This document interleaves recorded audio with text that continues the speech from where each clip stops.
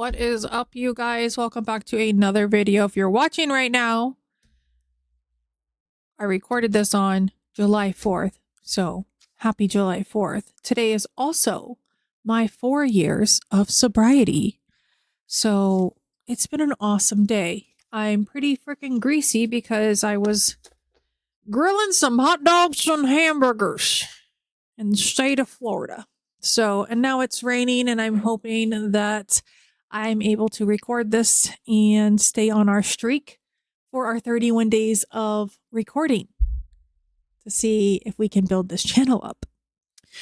This case actually takes place here in Florida, and I think this one's also in Winter Park. I didn't have a lot of time to go over it, and I could not get a Wikipedia report on her. Don't know why. So I'm going to read from one of the news articles that I got some stuff from, and then we will just like watch some videos together. This happened in 2019. And the weirdest part of this case, I know a little bit about it. This was her stepdad. This was her stepdad at one point that she ended up marrying. Let it sink in. So this is Danielle Redlick, and woman claims she killed stepfather turned husband in self-defense. She's actually, I believe she's out already. So let's get into it. This is a Florida woman accused of murdering her husband and former stepfather. God, just that first sentence, that's a lot to take in. That's a lot. That's a lot. Took the stand to testify. She feared for her life when she stabbed him to death. We will watch her on the stand. I don't know why, but she kind of gives me Sarah Boone vibes. I feel like I say that about everybody, every single woman in Florida. Danielle Redlick, 48, says she acted in self-defense when she plunged a knife into 65-year-old Mike Redlick's left shoulder during a fight at their home in Winter Park near Orlando in January of 2019. He was suffocating me. I couldn't breathe, and he had pinned me down, Mrs. Redlick told the court. I was scared. I was in fear for my life. I thought he had snapped and I could die. Mr. Redlick, a former NBA executive, was found lying in a pool of blood on the floor on the couple's kitchen in a scene prosecutors have said resembled a horror movie. Investigators said Mrs. Redlick waited for hours to call 911 and initially claimed that her husband had suffered a heart attack. She later said Mr. Redlick had stabbed himself before claiming self-defense. Mrs. Redlick earlier told the court that she met Mr. Redlick at the age of 22 when he was married to her mother. After her mother died, they became involved romantically and were married in or around 2004. Which, that to me is just so strange.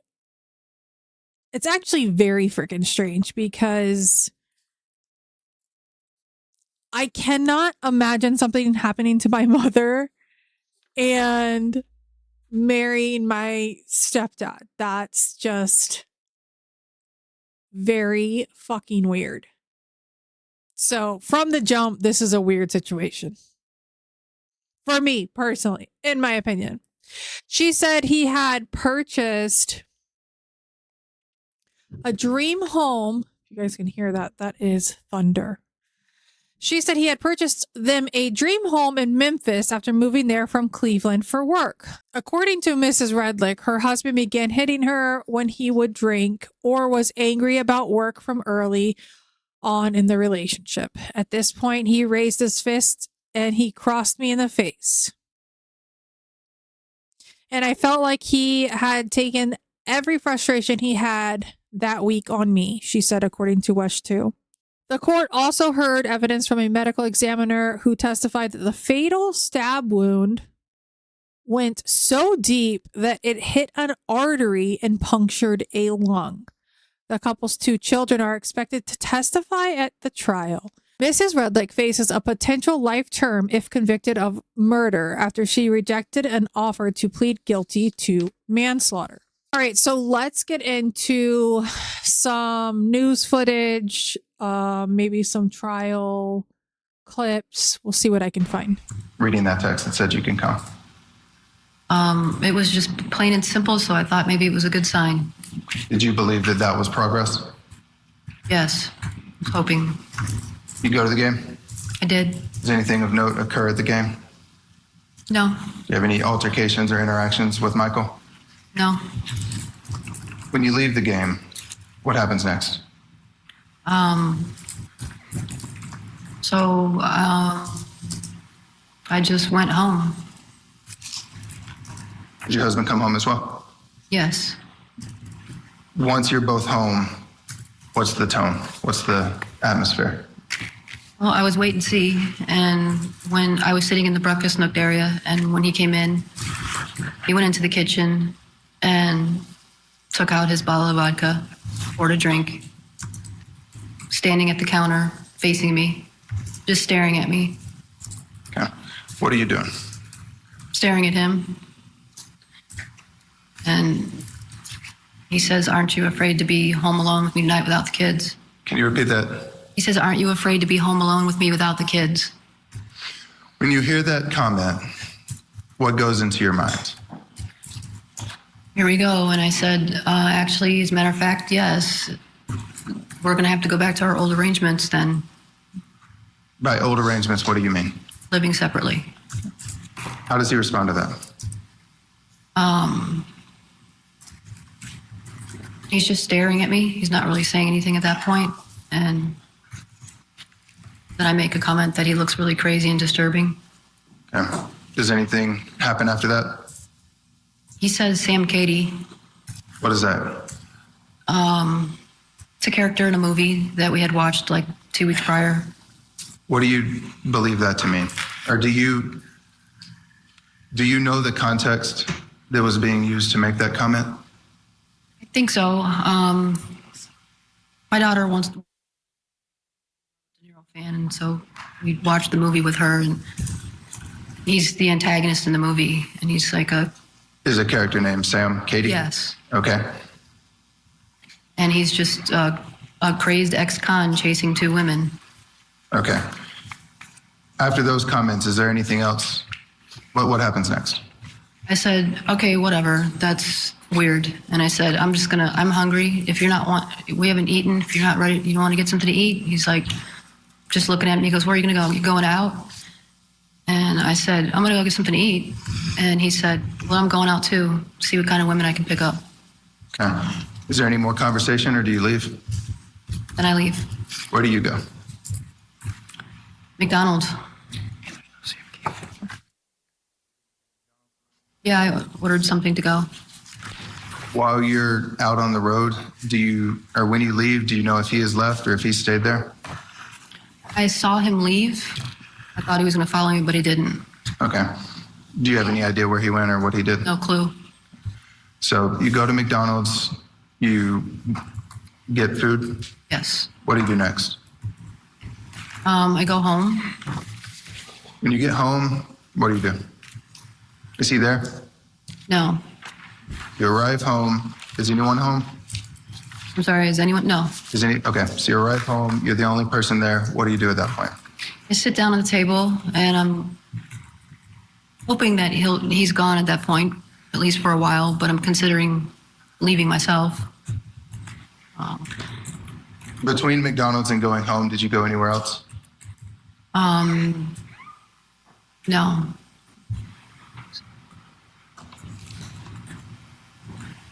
Do you remember if that was the only place you went? I might have stopped at CVS.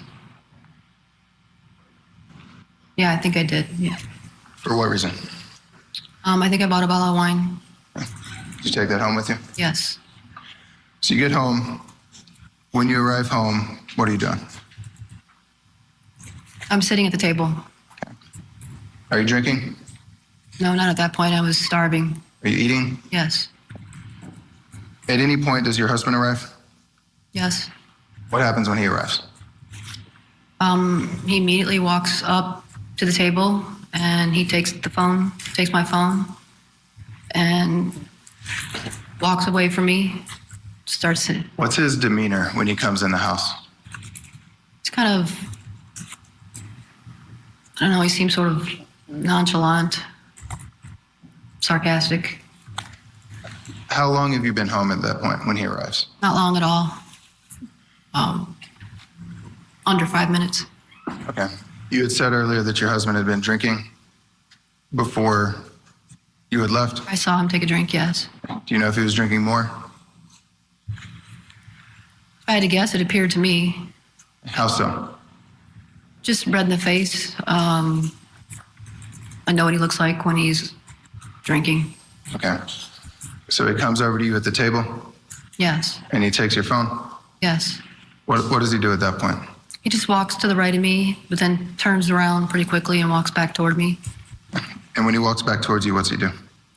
Grabs my sandwich, then walks to the left of me. Yeah. What next?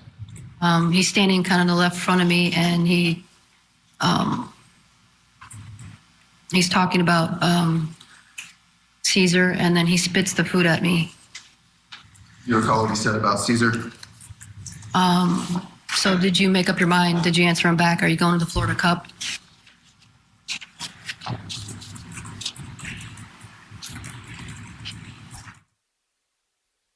Come on, Mike, and that's when he spit the food at me.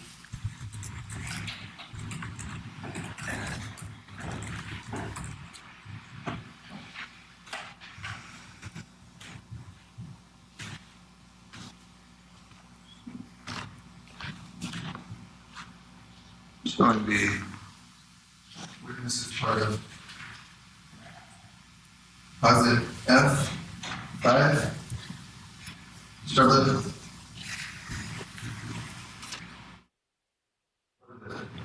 That's our breakfast at the kitchen table.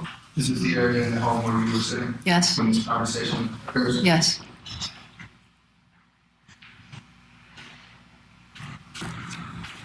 Witness F6. Is this another view of the same location? Yes.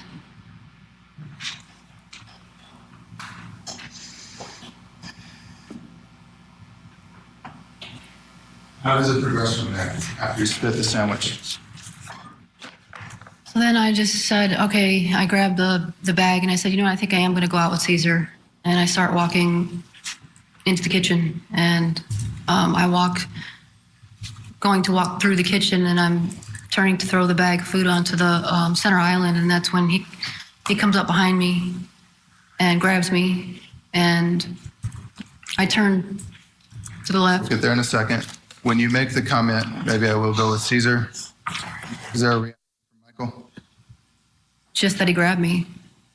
So you had walked into the kitchen, Yes, and where was he in relation to you? behind me. So when he grabs you, what happens at that point? I just shift and to the left, and I trip up on my feet, and I fall to the ground. And then I feel something hit me in the back of the head. Okay.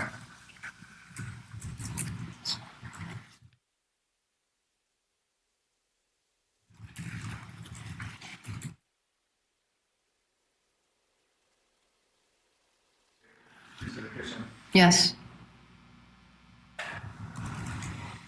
So you go from the breakfast center where you are in here, mm-hmm. and he follows you. Yes. You said that he hits you in the back of the head. Where is that? It would be in between these two spaces, Okay. the counters. This is what we're looking at. Yes, So between these two, yes. how are you positioned? I was going to walk through the kitchen. I had thrown the bags up here. At this point, I'm here on my knees in between the center island and the kitchen sink area. So you're in this area between the islands and the counter. Yes, Okay, and you've gone down to your knees yes. based on him hitting you. Grabbing me, and I tripped up and went on my knees. Then he hit me. What happens next? I try and get up, and Were you able to? he's right on top of me. So No, not all the way. How were you positioned then at that point? Just, I was on my knees, so as I was coming up, he grabbed me by the collar, and I felt our heads collide. And at that point, I grabbed the center island and I reach up to pull myself up to face him this way.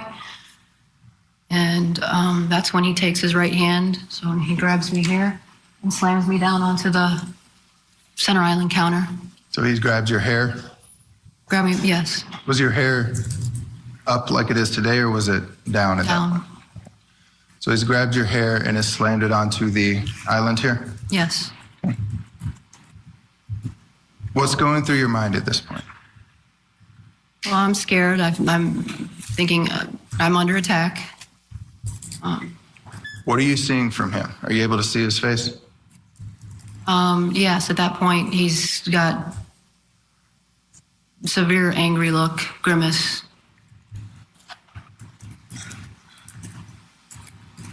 Is that the same look that you've described previously? It is. Are you trying to talk to him? Is he talking to you?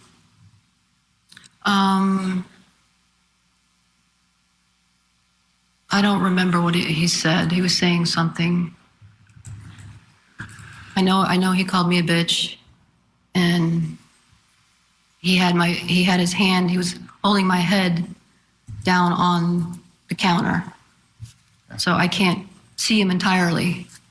Using the bar in front of you, can you demonstrate how your head is positioned? Yeah, so when I turned around this way, he grabbed me this way, pulled me down. So I'm pinned. So you speak up. Let me get over here. All right. said speak up. Can you please continue? Make sure the court reporter and the jury can hear you.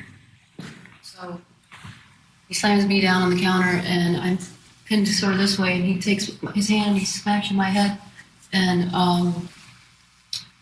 so I'm just pinned up against the counter like this, and he's straddling my body here and has me pinned. And so my arm's here, and he's got his hand on my head, and he's holding it down. Is your head actually touching the counter, or is it like you are right now? I barely, yes, somewhat. He's pushing it as much as he can, but it's awkward.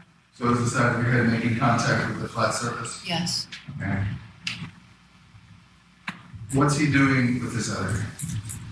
So he's standing above me here this way, and he cocks his fist back. I can see him, and he's acting like he's going to punch me in the face.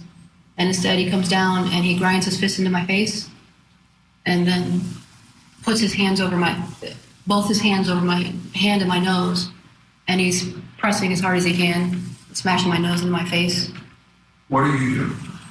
At that point, Physically, what are you doing?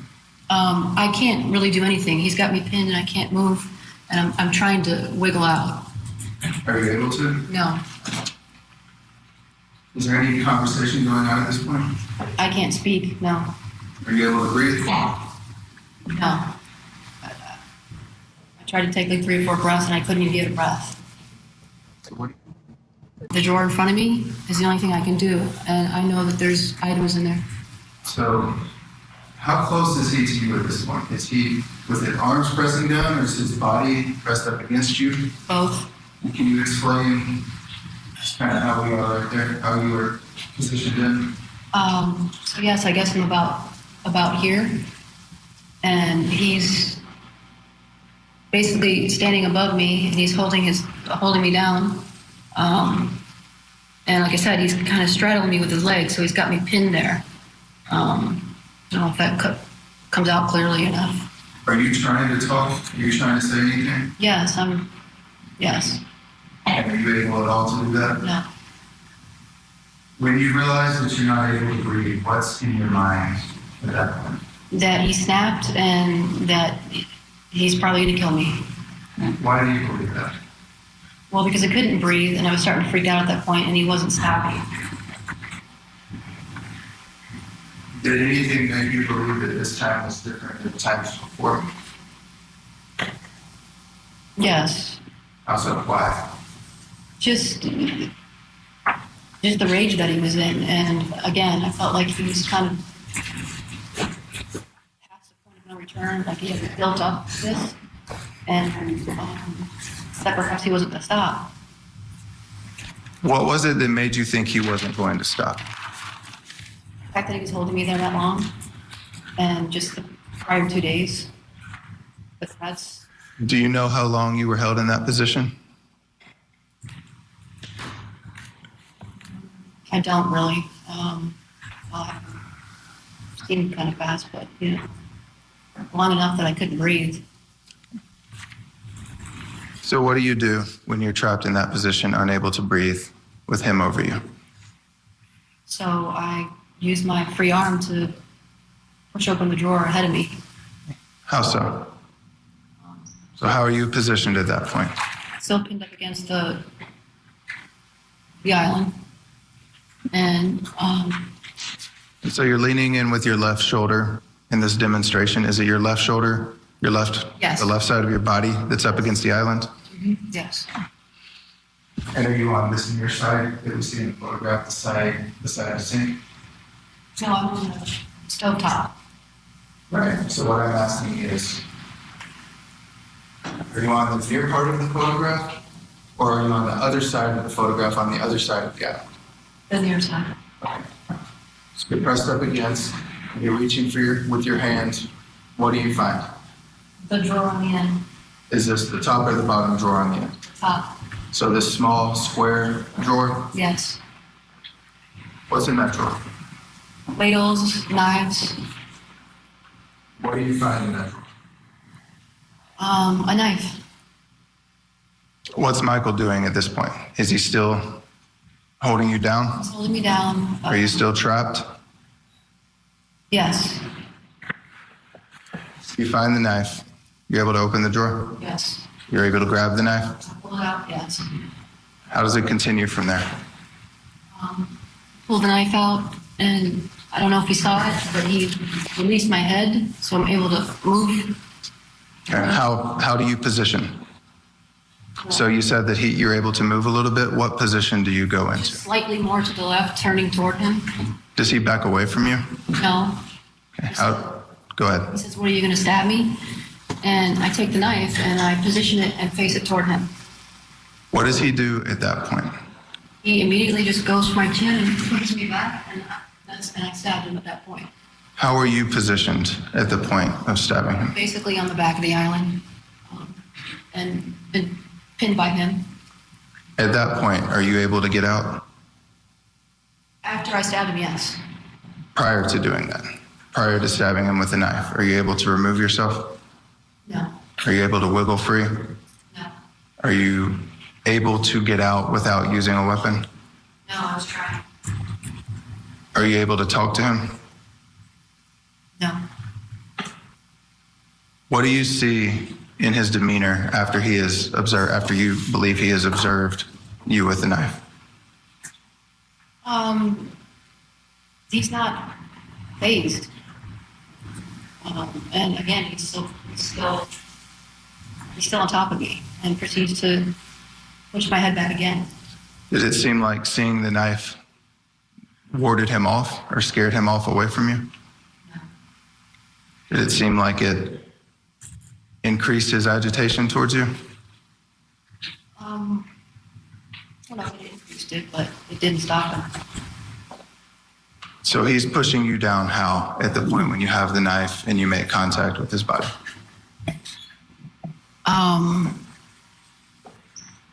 When I have the knife?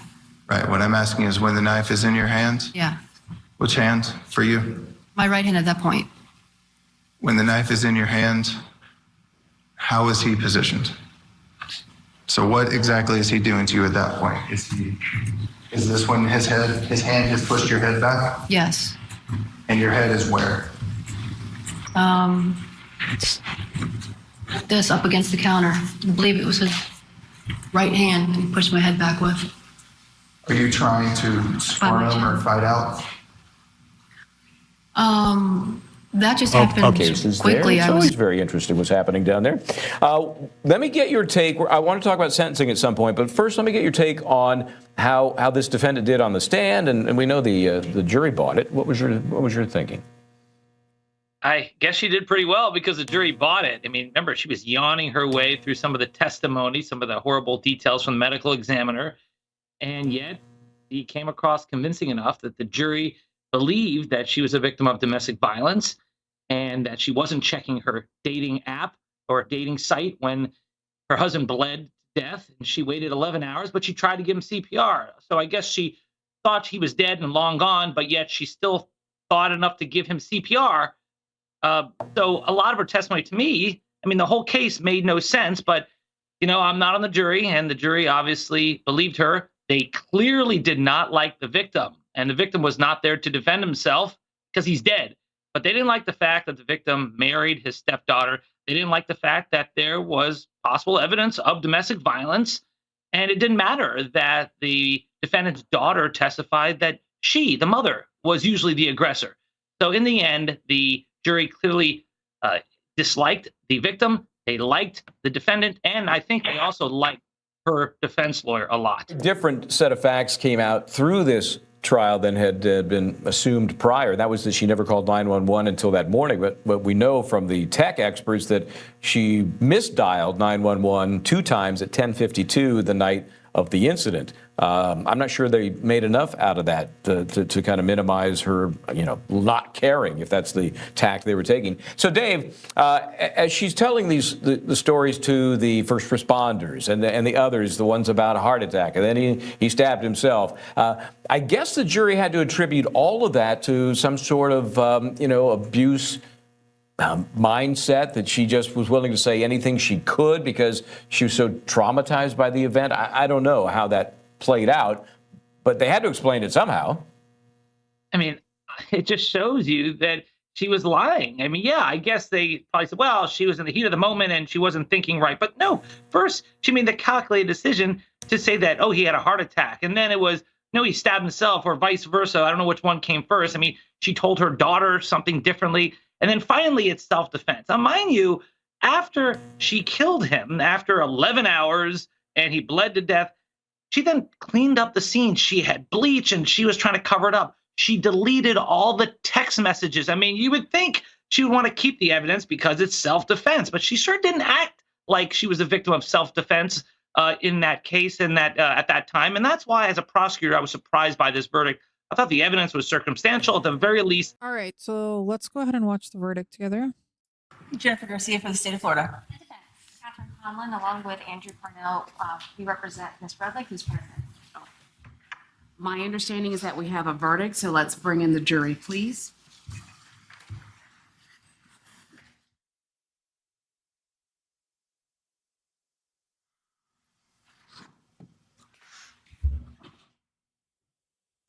So she was incarcerated during this whole time.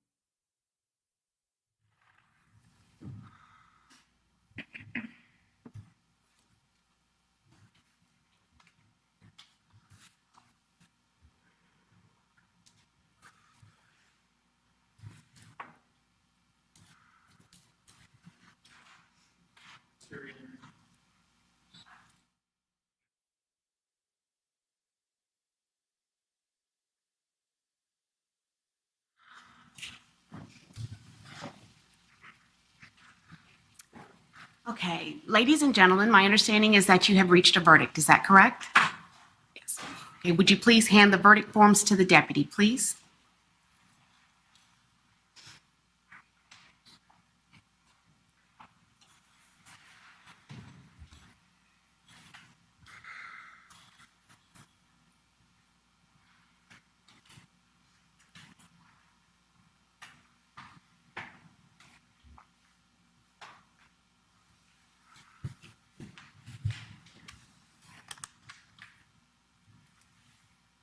In the Circuit Court of the Ninth Judicial Circuit in and for Orange County, Florida, case number 2019 CF 18460, State of Florida versus Danielle Justine Redlick. Verdict as to count 1, we the jury find the defendant not guilty. So say we all. Signed, juror badge number 283, foreperson. Special finding, this page was left blank. Verdict as to count 2, we the jury find the defendant guilty of tampering with physical evidence as charged in the information. So say we all. Signed, juror badge number 283, four-person, dated at Orlando, Orange County, Florida, on the 17th day of June, 2022. And would you please poll the jury? Yes, ma'am. Juror badge number 283, are these your true and correct verdicts? Juror badge number 18, are these your true and correct verdicts? Juror badge number 220, are these your true and correct verdicts? Juror badge number 238, are these your true and correct verdicts? Juror badge number 356, are these your true and correct verdicts? And juror badge number 5345, are these your true and correct verdicts? Thank you. I will bump the audio when I go to edit this so we can hear it. I can't even hear it with all my stuff bumped up right now. She's being sentenced to 360. She has already served 1,208 days incarceration. Anything else I need to take up, Mr. Wiggins? Ms. Garcia? No, Your Honor. Ms. Coleman? Mr. Parnell? Right. So she got a year of probation. She spent 3 years in Orange County jail.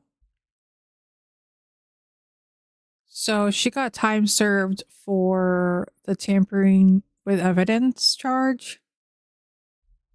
And that was in 2022. So she's done. I don't know where the hell she is now. Who knows? I do want to show one last clip of. When was the last time you spoke with your kids?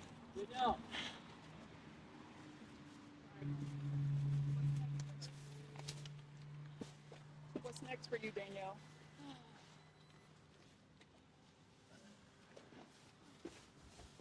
You still plan to live in Florida?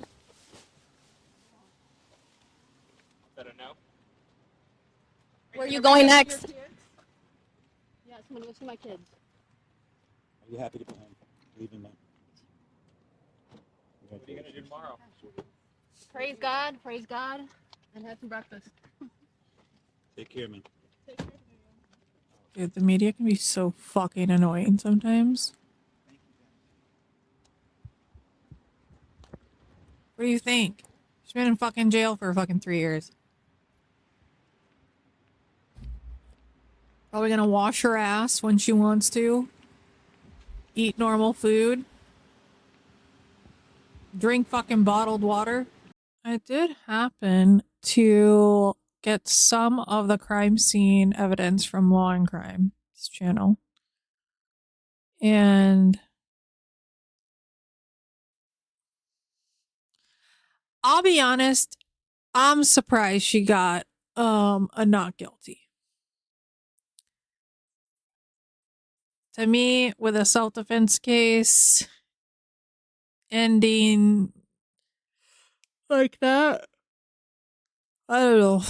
So this is your sign that if your mother passes away and your stepfather is there, do not marry him because that's weird. And that's all I have for this one, and I'll see you in the next one. Bye.